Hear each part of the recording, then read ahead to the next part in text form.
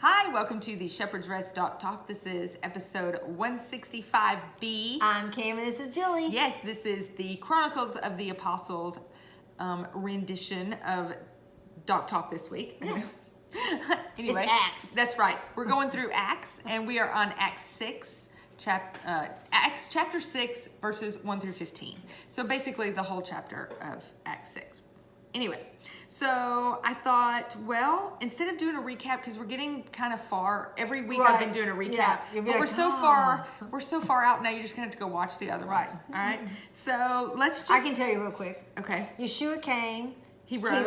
He rose. He went. Holy Spirit came, and now they're doing what they're supposed to be doing. Yeah, that's a great There you recap. go. There you go. Kudos. All right, so 6:1 says, "And in those days, when the top ones were increasing, there arose a grumbling against the Hebrews by the Hellenists, because their widows were overlooked in the daily serving." All right, so we're going to talk about this first verse in great detail, because if you don't understand who all these players are, you're just going to make up what this means. Right. People think, oh, so the Gentiles are mad at the Hebrews, because it's not what's going on here. All right. So the first thing we're going to look at, first we're going to talk about what it was like in the first century when it came to the congregations of certain disciples. Okay. So certain disciples would have a following, like Yeshua had his 12, and then he, of course, had more. We saw that on many It's like occasions. his inner circle was 12, but he had Right. at least 125 other faithful, Okay, and then so- just kept growing. Right. So the kept growing would be his congregation. Okay. So what, you have your heads of your congregation, you have the head. So let's talk about today. Paul really did lay this out in a form that's very reminiscent of what the Jewish people did, what the rabbis did. Okay. So you would have a rabbi, he would be the preacher, and then you would have the administration. Right. Those would be the disciples, and then the congregation. Right. So what a congregation would do is they would make a list of all the widows and orphans in their congregation, and they would get provisions every single day. Not weekly, every single day. Right. So they were constantly being taken care of. Now remember, it was not like it was today. Today, we all go about our separate ways. We all have jobs. Sometimes we don't even see the rest of the congregation until the next Sunday or the next Shabbat, whatever day you're meeting on. So in this context, we're talking about people who lived very close, knit together. Their houses were probably very close. Everyone went to the local synagogue. Right. And I want to say this about the widows. Those are widows who don't have sons, who are sons that aren't willing to take care of them. Well, and some of them weren't they removed because they were following Yeshua? Well, some of the widows, you didn't get on the list if you have a son that was of an age to take care of you. Right. But you were on the list if you had sons and daughters that were still under you and needed to be cared for and taken care of. Now, if the widow could marry or could work, they were not on the list. It wasn't a welfare system. That's what I was. It was really about the widows that just had no man. Right. Because in that day, the men are the ones who made the money, took care of everything. The women took care of the kids and stayed at home, and that's just how it was. And so that's who was on the list. So you could be removed if you were if you could be remarried, or if you could be taken care of by someone else. Got you. So, like I said, it wasn't a welfare system. Well, it kind of was, but it was done correctly. Thank you. Exactly. That's what ours was supposed to be, and it got perverted. Right. Everything else. All right. So the reason that they did this was because, and we talked about this in Cam's Torah portion, was James 1:27. It says, "Pure and undefiled religion in the sight of our God and Father is this, to visit orphans and widows in their distress." So that is what we're commissioned to do. As a congregation, fill up the storehouse, Malachi 3, fill up the storehouse. That's what the storehouse is for. Right. It's to support the widows and the orphans, those who are in need. Yes, and the strangers. All right, so basically what we have going on here in in this entire chapter is a discrimination. So you have the Hebrews and you have the Hellenists. So now we're going to talk about what those were. Yeah, who are the Hellenists? Luke uses Hebrew to speak of the Jews that primarily lived in the Babylon, Syria, Galilee, Perea, Judea, and Idumea, and their primary language was Arabic. All right. Now the Hellenists were Jews. All right, not Gentiles. We are Right. not speaking about Gentiles. Right. And the Hellenists were Jews who spoke Greek and were conversant in Greek culture. Typically lived in the diaspora west of Israel. So Right. east, it was typically the Arabic language, and those were considered the Hebrews. And west was considered the Hellenists. They spoke Greek, and it's very important to note that they were submerged into the Greek culture. Right, right. That's where the issue of the Hebrews and the Greeks came about. Right. Was because the Hebrews were very displeased with Greek culture, the theatrical, the Olympic type, the Right. stadiums that they had. They really looked down on the Greek-speaking Jews because they were so well versed within the culture. Right, and very comfortable in it. And wasn't Josephus a Hellenistic Jew? Well, Paul was a Hellenistic Jew. Yes. Oh, that's right, because Gamaliel. Well, Obviously because his name. he talks about that. I mean, Right. he Well, he's a speaks Roman Greek. citizen, and that's very much in the vein That's right. of the Greeks. Oh yeah, the fact that he was a Roman citizen put him in the Hellenistic Right. Jewish. And to be Category. honest, I think what a better person to go to the Gentiles, Right. those who are going to also be familiar with that culture and comfortable with it. Right, right. So instead of the Hebrews seeing them as a bridge Right.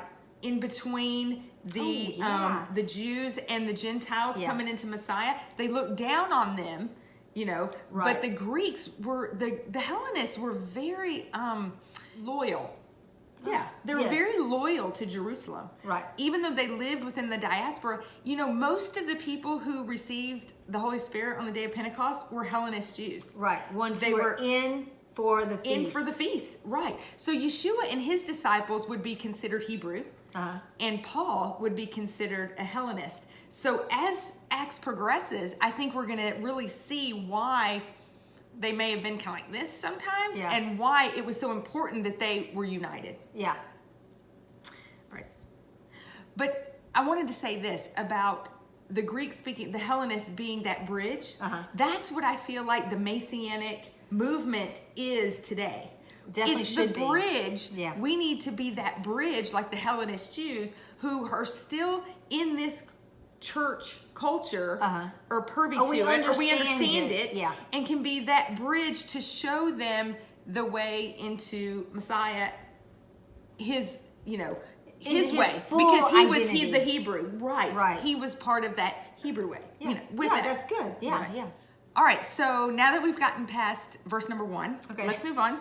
Verse number 2 says, "So the 12 summoned the group of the top ones and said, 'It is not pleasing for us to leave the word of Elohim and serve tables.'" All right, let's talk about that, because this can be very misconstrued, like the disciples were haughty and above, Right. being servants. That's not what they're saying. What they're saying here is, look, we've been commissioned by Yeshua to take the good news to the people. We can't do that if we can't constantly be in prayer and study. Right, we can't do both things. That's right. That's right. So in 3 it says, "Therefore, brothers, seek out from among you 7 men who are known to be filled with the set-apart spirit and wisdom, whom we shall appoint for this day." So what they were looking for was called a parnasim. Okay. Parnasim. Sounds good to me. Parnasim.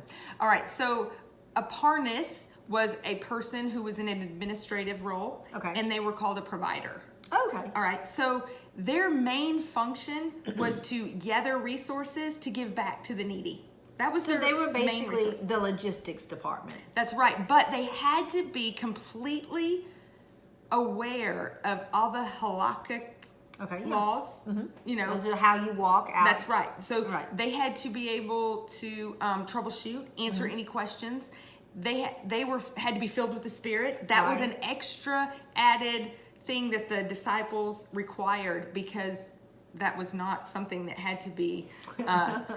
that wasn't a requirement Right, before. right, But right. this was something that every congregation did, just like today. Which makes sense to me, because that way it makes sure that no matter what congregation, who you're working with, it's of the same. It's the unity idea by Right. having the Holy Spirit. Right. And these are the guys that decided who was able to stay on the list. Right. And it's so obviously, up until this point, they had never appointed anyone before. The disciples were doing it all. Now think about that. They had thousands of members now in their congregation that were meeting inside Solomon's portico daily. Yeah.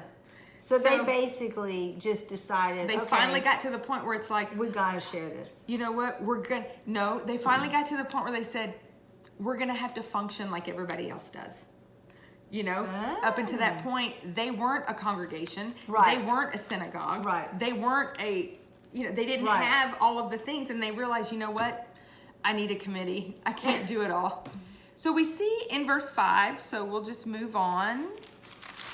Verse 5, it says, and the word pleased the entire group, and they chose Stephen, a man filled with belief and the set-apart spirit, and Philip, and Prochorus, and Nicholas, and Timon, and Parmenas, and Nicholas. Another Nicholas. No, so the first one was Nicanor. I don't know. I'm gutting Look, this. I would have just said there are a lot of they're Greek the guys. names, but it's important because Nicholas was a proselyte.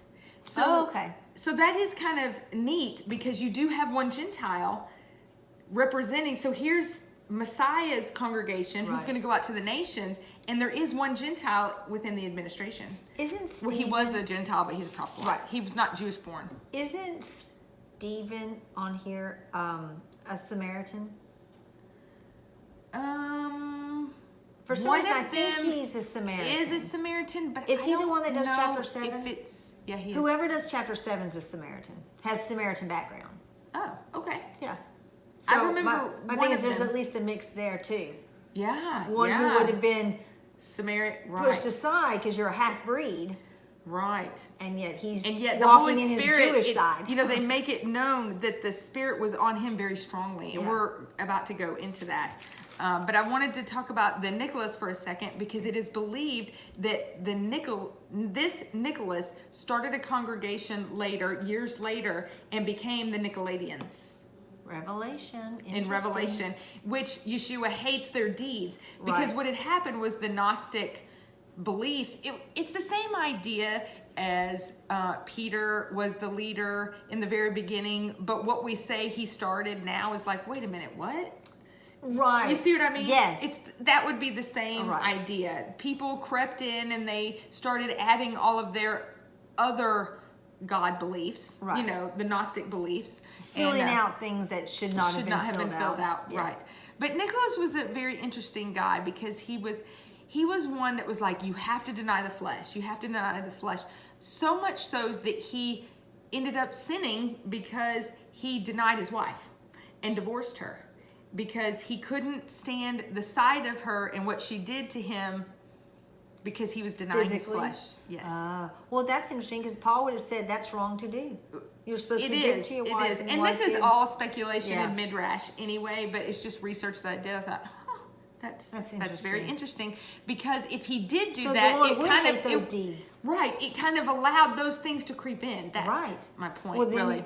Okay, so then on that makes me go to Colossians. About not listening to the Gnostics. Right, and the Gnostic part was don't deny marry. yourself. Right. And that's exactly what My he brain did. is just going. I know. Now. Mine did too. That's why I wanted to bring that up. So maybe your Interesting. brain too can be going. Yes. All right, so in 7 it says, and the word of Elohim spread, and the number of the taught ones increased greatly in Jerusalem, and a great many of the priests were obedient to the belief.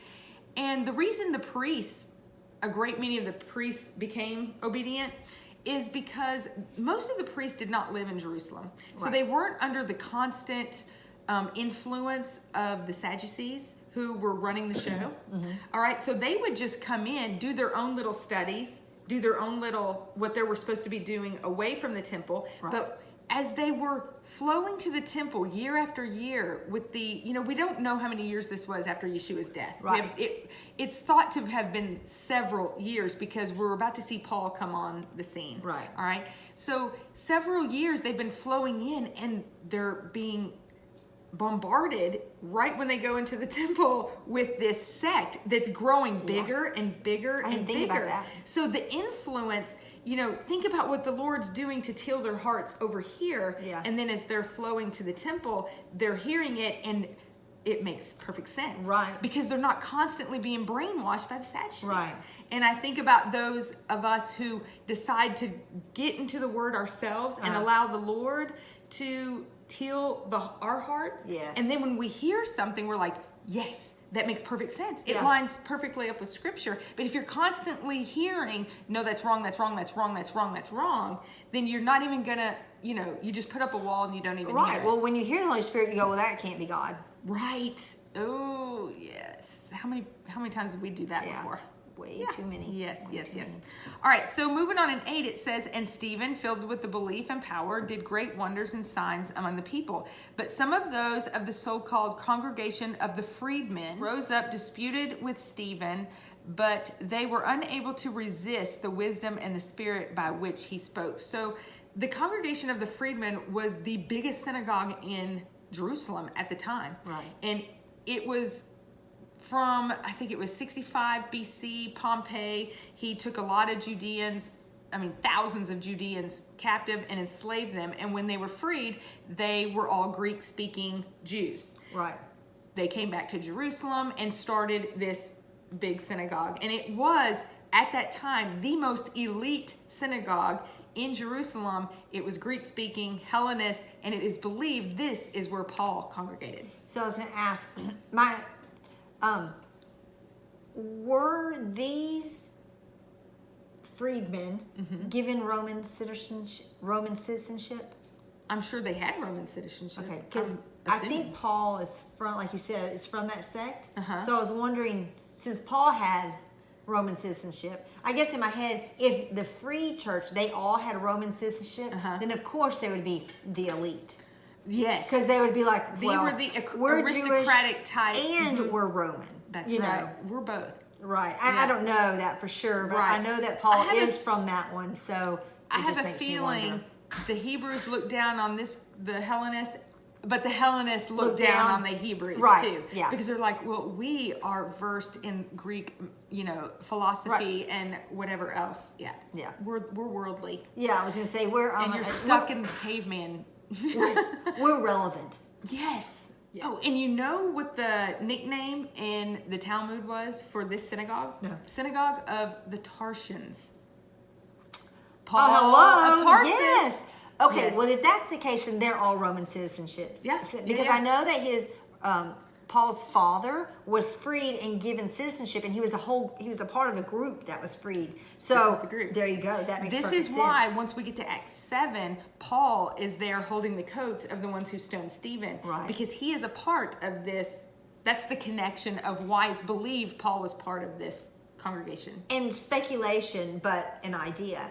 If Stephen is the one who is Samaritan and Paul is of the free, Yeah. then they even more so look down and have no Probably, yes. problem stoning the Samaritan heifer. That's when right. they're more than whole. Right, I right. mean, that's even more of a kill him. We're not even sure why he's allowed to live. I mean, I that's an exaggeration, but that's the type of arrogance that would go. Right. Because Samaritans were Well, half. and Stephen was a part of this group also. I mean, he went to this synagogue. However, it's believed that he was a nobody. It didn't know much and was sitting at the sage's feet just trying to learn. But then he gets filled with the Spirit, and now he's going toe to toe, nose to nose with them, and they can't figure out where's this wisdom coming from. Just like Messiah. Right, because that's exactly what it says. It says they were unable to resist the wisdom and the spirit by which he spoke. And it just made them mad. So the rest of this, I just want to talk about one more verse. The rest just goes on about this debate that was going on in the halls of the synagogue. But let's look at 13 because it's very important. It says, and they set up false witnesses who said, this man does not cease to speak blasphemous words against this set apart place and the Torah. For we have heard him saying that this Yeshua of Nazareth shall overthrow this place and change the institutes which Moses delivered unto us. Now, I find it very ironic that they're false witnesses. Right. Luke, who was, let's just walk, I'm just going to walk you through this and hold your hand through this and not make you think about it too hard. Today, the church says that Yeshua basically overthrew the temple because he was the sacrifice and they were no longer needed. And he changed everything that Moses set up. So now all of our laws are different. We don't have to abide by them. Everything's different. Yet Luke, who was with Paul, Right. who we claim, is the reason, Paul's words are the reason why we think this, that Yeshua, overthrew all of these things, is calling these men false witnesses. Yeah. So which is it? We need to decide, are we going to be false witnesses and claim the same thing they are, that Yeshua overthrew the temple and changed the institutes of Moses? Or are we going to see it for what it is, false witness? Yeah. And I'm going to end on that.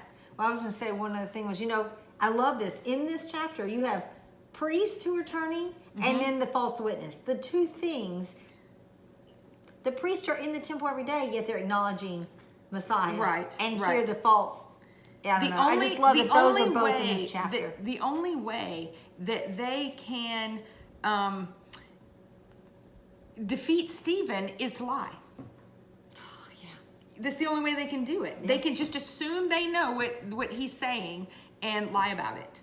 And I just think about people that are turning back to Torah. I mean, so many misconceptions and lies are being said that aren't even true about us, Anyway, I see a lot of us in this session. That's all I gotta say. Good stuff. And it's in Acts, New Testament. I'm just saying. All right. Well, that's all I have for you today. Thank you so much for joining us, and we will see you next week. Shalom.